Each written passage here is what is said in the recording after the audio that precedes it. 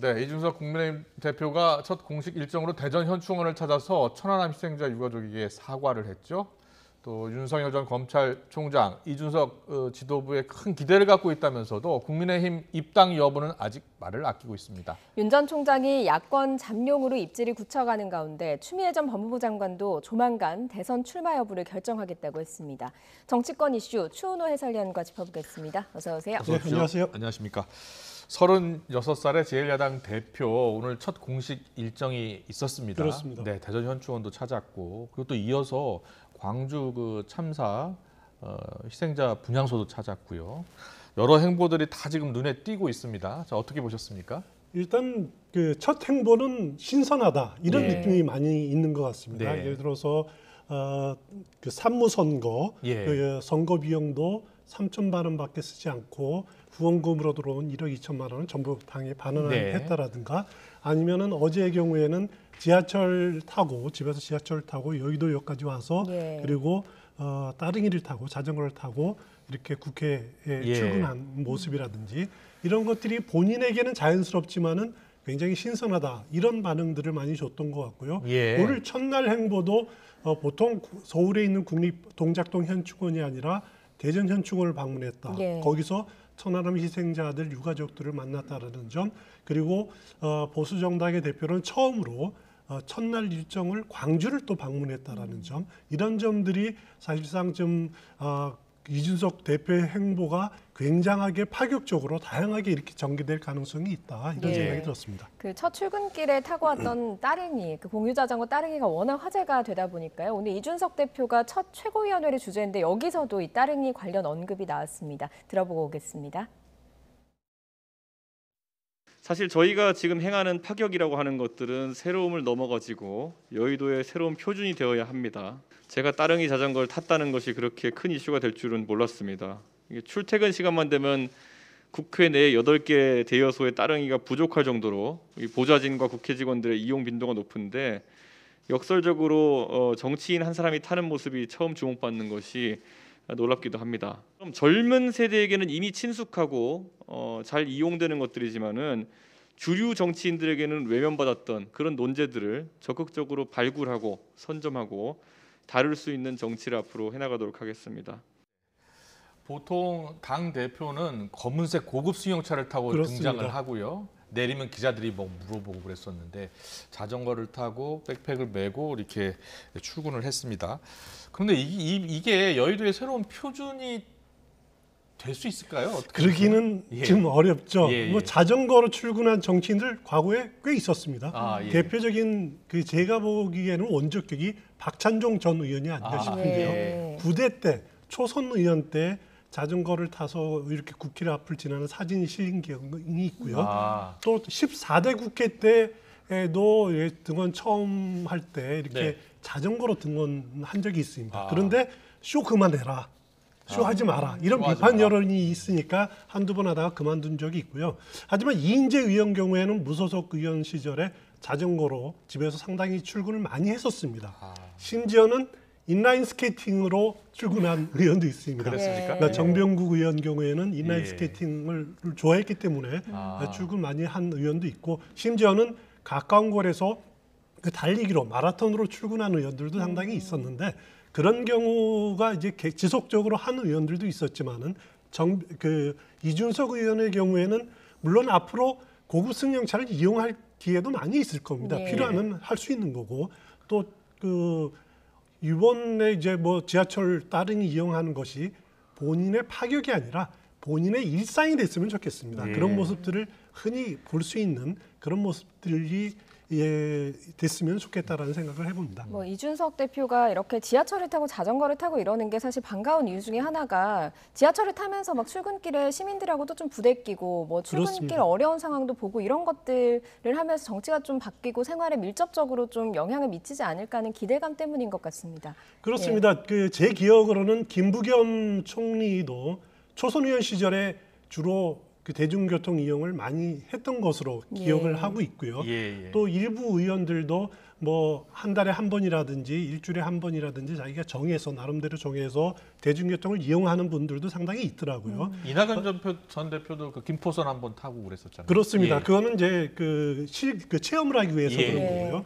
이번 기회라도 국회의원들이 자기 지역구에서 서울에 집이 있으면은 일주일에 한 번이라도 승용차가 아니라 대중교통을 이용해서 한번 출근하는 경험들을 이렇게 좀 생활화했으면 어떨까 그런 생각을 해요. 예, 알겠습니다. 알겠습니다. 이준석 대표 오늘 첫 공식 일정으로 대전 국립현충원 그리고 또 광주를 찾았는데요. 과거 정당 대표와는 다른 행보를 이어갔습니다. 관련 발언 듣고 오겠습니다. 저희 아들도 상처를 많이 받았는데 앞으로 상처를 더 받지 않았으면 좋겠다라고 그 말을 꼭 좀 전해달라고 했거든요. 그래서 제가 아침부터 만나 뵙고 싶어서 여기 왔습니다. 꼭 그렇게 하겠습니다.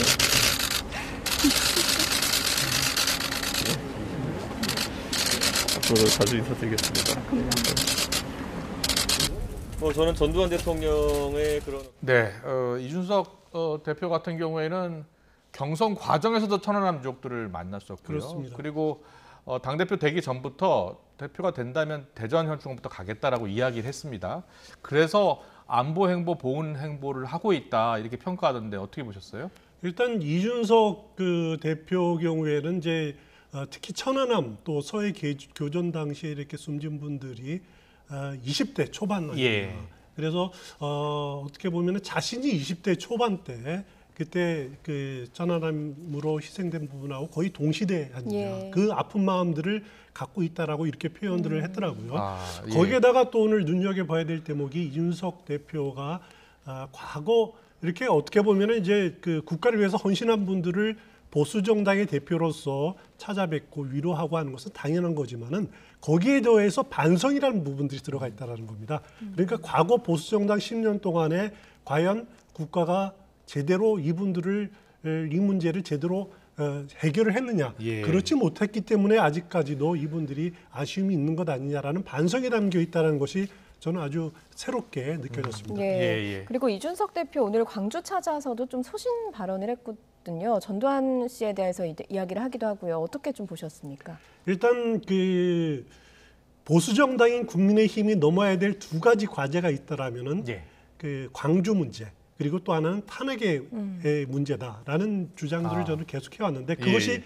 김정인 비대위원장이 어느 정도 해결할 수 있는 디딤돌을 마련하지 않았습니까? 예. 두 문제에 대해서 김정인 위원장이 사과를 했는데 이준석 대표가 경선 과정에서 대구에서 탄핵의 문제를 또 언급을 하고 또 첫 방문지로 광주를 방문하고 또 이렇게 계속해서 광주는 같이 간다라고 하는 광주 동행의 의지를 밝힌 것은 김정인 위원장의 그 사과 문제가 비단 개인의 문제가 아니라 보수 정당인 국민의힘이 계속 안고 갈 문제다. 예. 그리고 계속 이 문제에 대해서는 전향적으로 접근하겠다라고 하는 그런 의지를 피력했다. 이런 예. 점에서 긍정적으로 받아들일 수 있을 것 같습니다. 예. 알겠습니다. 이준석 대표가 그동안 이 정치 문법, 그동안의 정치 문법과는 확실히 다른 행보를 보이면서 일단은 신선하다는 평가도 있습니다만 당 내에서요. 이제 지금은 아니지만 조만간 반발하는 그런 모습도 나타날 것 같습니다. 그렇습니다. 그래서 신구 조화가 필요하다라는 이야기도 나오고 있고요. 자, 어떻게 전망하세요?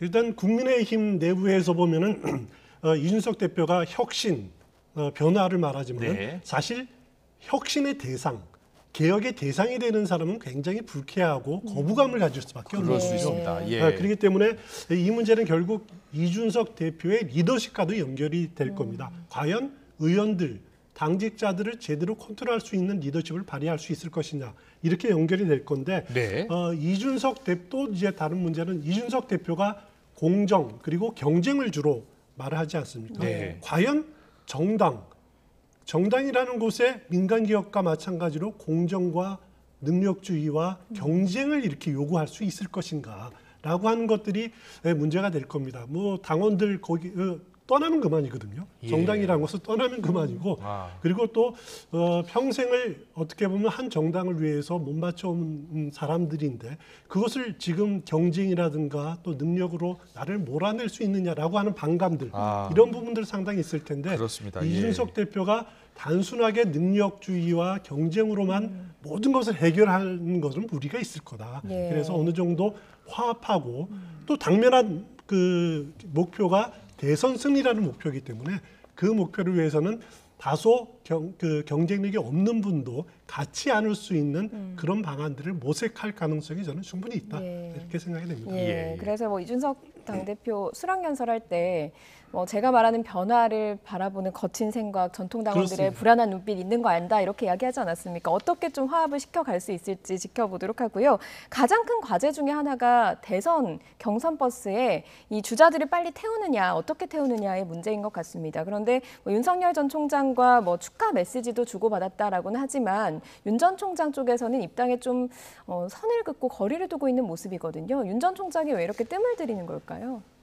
일단 윤석열 전 총장 입장에서는 그 이준석 체제가 과연 본인한테 득이 되느냐, 본인의 대선 거대에 득이 되느냐가 하나 있을 거고요. 또 다른 하나는 이준석 그 대표가 제시한 그 대선 버스에 동시에 바로 탑승하는 것이 지금 시기적으로 유리한 것인가. 이 두 가지를 아마 고민하게 될 건데 제가 보기에는 그래서 이제 그 지금 윤석열 대표 측에서 나오는 이야기들을 보면은 버스 먼저 떠나도 택시 타고 하면 되는 것 아니냐 이런 말도 지금 나오고 있거든요. 상당히 경계하는 목소리, 벌써 기싸움에 들어간 듯한 느낌을 받고 있는데 먼저 이준석 대표 체제가 윤석열 전 총장의 대권 거도에 득이 되느냐? 저는 충분히 득이 된다고 생각을 합니다. 예. 왜냐하면은 윤석열 전 총장으로서는 가장 두려워하는 부분이 어떤 거냐면은 보수 정당의 보수층의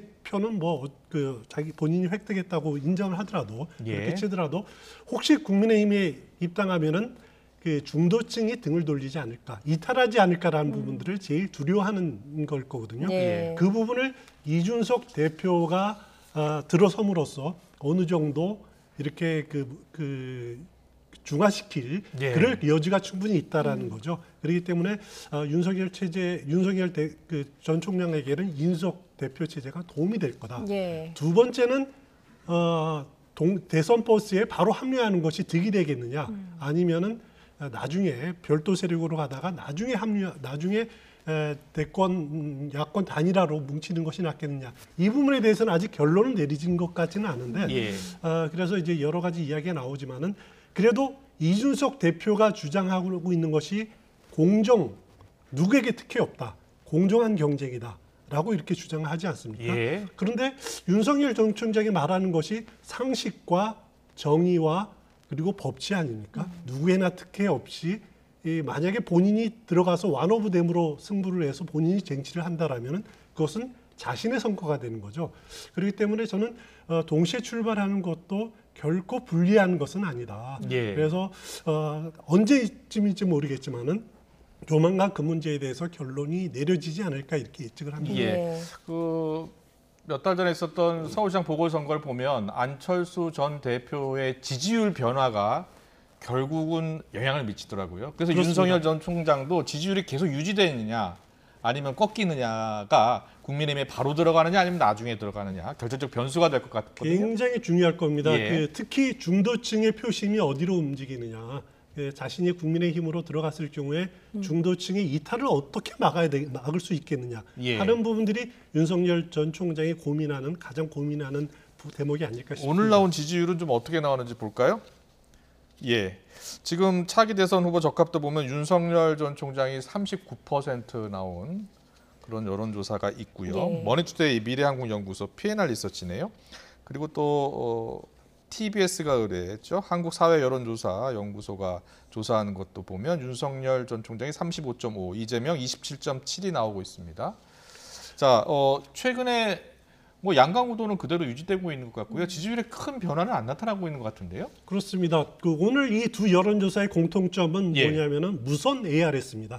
무선 ARS 100%로 진행된 조사인데 항상 ARS 조사를 해보면은 윤석열 전 총장이 굉장히 높게 나옵니다. 예. 반면 전화면접원이 조사하는 여론조사를 보면은 이 여론조사보다는 좀 낮게 나오는 것이 하나의 경향으로 지금 굳혀져 있다. 이런 지적은 드리고 싶고요. 예. 사실 39%, 40%라면 대세론이 형성됐다. 이렇게 봐도 될 정도로 예. 굉장히 압도적인 그 여론이 아닐 수 없습니다. 거기다가 이재명 지사하고 격차도 갈수록 벌어져 있거든요. 일주일 전보다도 예. 격차가 커지고 있기 때문에 이 추세가 뭐 물론 이제 분석을 해보면은 지난주에 있었던 공수처의 윤석열 전 총장에 대한 수사 들어갔다라는 거, 예. 또 국민의힘 이준석 대표 체제 컴패션 효과가 파급돼 이렇게 넘쳐났다. 예. 뭐 이런 분석을 할 수 있겠지만은 분명한 것은 윤석열 전 총장에 대한 지지도가 특히 보수층의 지지도는 강고하게 뭉치고 있고 중도층이 한동안 이탈했다가 이탈 추세가 잠잠해지는 것 아니냐라고 예. 이렇게 분석해 볼 수 있을 것 같습니다. 예.